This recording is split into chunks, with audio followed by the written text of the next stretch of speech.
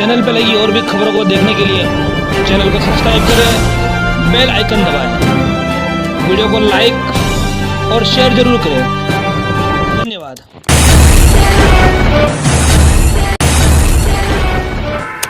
नमस्कार, अस्सलाम वालेकुम, आदाब। मैं हूं यूसुफ अली, आप देख रहे हैं सेफ न्यूज लाइव। आइए देखते हैं आज की खास खबर। शॉप अच्छा बना दिया था और जल्दी फटाफट खाली भी कर दिया। तेरा तो यहाँ पे एक फ़ोटो लगाना चाहिए। तो मैंने बोला कि आज मेरी फ़ोटो मत लगाओ, कि मैंने रस्सी मंगाया, यहाँ पे मैं ऊपर रस्सी से फांसी लूँगा, फिर मेरी फ़ोटो लगाओ। बोला मेरे को इतना फ्रस्ट्रेट कर दिया। विवादों में घिरे वसई विरार मनपा आयुक्त के सरकारी निवास के बाहर एक प्रताड़ित व्यक्ति का बयान, मुझे चढ़ा दो फांसी।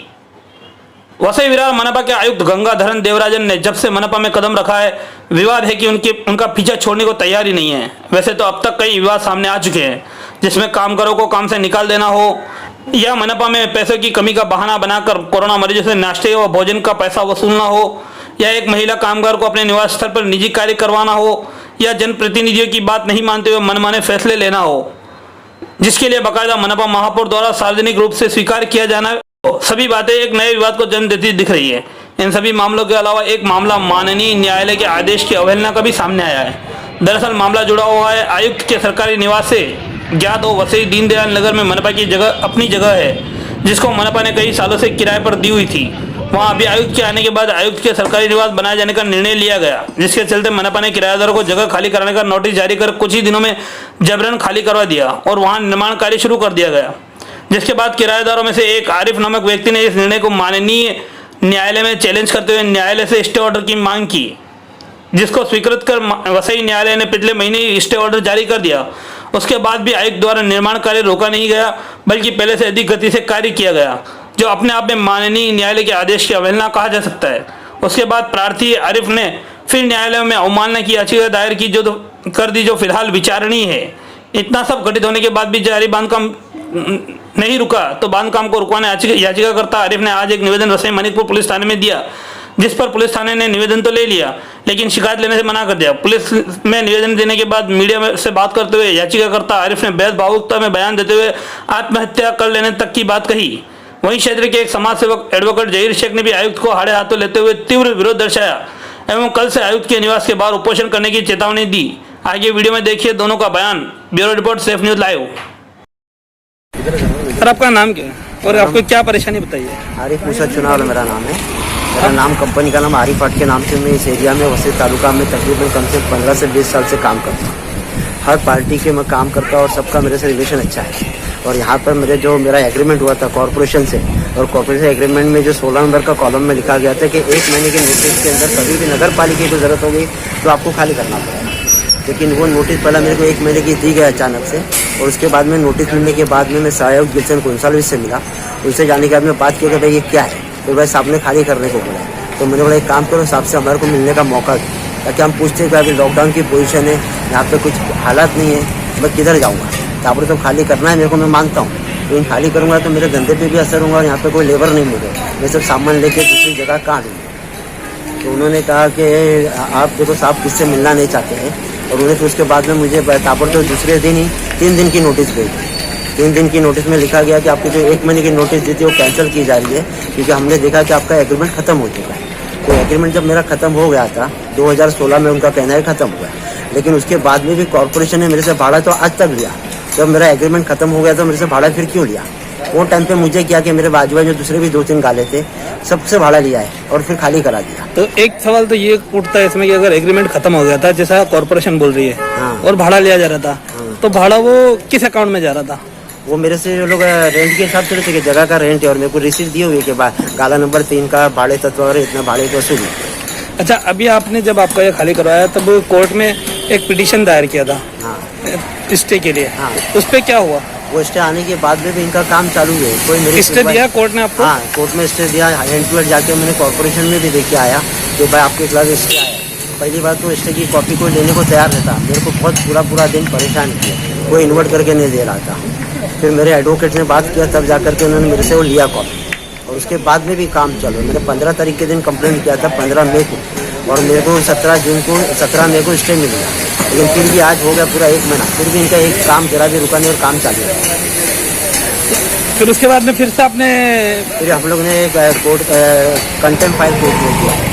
कोर्ट में कंटेम्प्ट फाइल करने के बाद में भी अभी तक का कुछ काम नहीं रुका है। तो मैंने आज पुलिस स्टेशन में जाके कंप्लेंट दिया है कि मेरा स्टे का कॉपी है और मेरे करके आप लोग उनको सपोर्ट करें। ये मेरे साथ में जो हालात हुए, मैंने जितने पदाधिकारी सबको भी बता रहे, किसने मेरा साथ नहीं दिया, इसकी वजह से आज मेरे को एक्शन लेनी पड़ी। अभी आपकी क्या मांग है? मेरी मांग ये है कि इन्होंने पहली बात तो ये जो लॉकडाउन का जो है ना यूज़ गलत किया। लॉकडाउन में जैसे आपने उद्धव ठाकरे साहब बता रहे हैं, मोदी जी बता रहे हैं कि किसी ट्रेन को तकलीफ नहीं देना चाहिए। उन्होंने मेरे को आज मेरी एज 59 हो गया, मेरा रिटायरमेंट लाइफ आ गया, उन्होंने आज मेरे को रोड पे लेके आ गया। और आज कॉर्पोरेशन को जैसे कॉर्पोरेशन का यूज़ करना चाहिए, ये कमीशन खुद के रहने के लिए घर बनाते हैं। जहाँ के फर्स्ट फ्लोर के ऊपर 3 BHK का आलिशान अच्छा घर है, वो घर में नहीं रह के वो नीचे कर रहे हैं। तो ये हमारे साथ में गलत हो रहा है। और जब मैं चौथे दिन आया नोटिस के बाद में, मेरा बाहर आगे बोर्ड था, वो 1.5 लाख का मैंने बोर्ड बनाया था, वो बोर्ड भी कॉर्पोरेशन ने खुद की मर्जी से सब तोड़ दिया। मेरा अंदर कांच का पार्टीशन था, वो भी तोड़ दिया। मेरा लॉफ्ट था, लॉफ्ट के ऊपर इन्वर्टर की बैटरी थी, वो भी गायब हो गई और मैं लॉफ्ट भी तोड़ फोड़ कर दिया, क्योंकि उनके 3 दिन पूरी हो चुके। मैंने 3 दिन में जैसा वैसा सामान इधर उधर जगह नहीं मिली, दोस्तों के कंपाउंड में, दोस्तों की दुकानों में, गोडाउन में सब सामान लास्ट में फिर मेरा आपका ये आरोप है कि आप उनको सहयोग कर रहे थे, अपनी तरफ से सामान हटा रहे थे, उसके बावजूद भी उन्होंने जानबूझकर आपका नुकसान किया। हाँ, नुकसान किया। तो इससे कुछ एविडेंस आपके पास है? एविडेंस तो मेरे पास में जैसा है कि उन्होंने जब नुकसान किया वो तो मेरे पास में एविडेंस नहीं है, लेकिन उनका जो काम चल रहा है वो काम के सारे फोटोग्राफ मैंने कोर्ट में जमा किए हैं।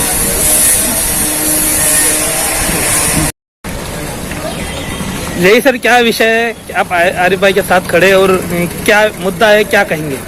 सबसे पहली चीज़ तो एक IAS ऑफिसर जो कि एक बहुत ही डिसिप्लिन पोस्ट है, उसको जब एक स्टेटस को सर्व हो जाता है, जब एक स्टे की कॉपी उसको सर्व हो जाती है, तो उसका फर्ज बनता है कि वो ऑनरेबल कोर्ट के उस ऑर्डर को माने, उसको रिस्पेक्ट करे और उस ऑर्डर के हिसाब से अपना काम बंद करे।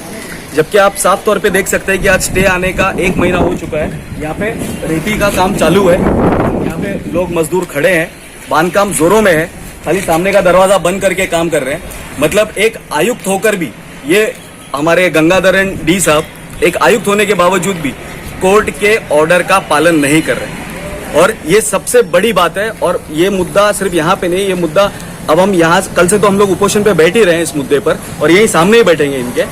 और ये सिर्फ एक चीज नहीं है जिसकी वजह से हमारा आज आक्रोश बढ़ा है, ऐसा अत्याचार पालिका क्षेत्र के अंदर हर तरफ देखा जा रहा है, हर तरफ देखा जा रहा है। आप किसी पर्टिकुलर एक बच्ची को लेकर आकर आप अपने घर पे काम करवाते हैं, आप स्टेटस को होने के बाद में अपने घर का काम करते हैं, आप मजदूरों को नौकरी से निकाल देते हैं, आप टोइंग वैन पे काम करने वाले मेरे आगरी समाज के, मेरे पिछड़े समाज के जितने लोग हैं उनको आप एक साथ निकाल देते हैं। आप बोलते हैं कि मेरे पास पालिका क्षेत्र में पैसा नहीं है, तो ये पैसा कहाँ से आ रहा है ये बांधकाम करने का? ये बांधकाम तो कोई फ्री में नहीं हो रहा।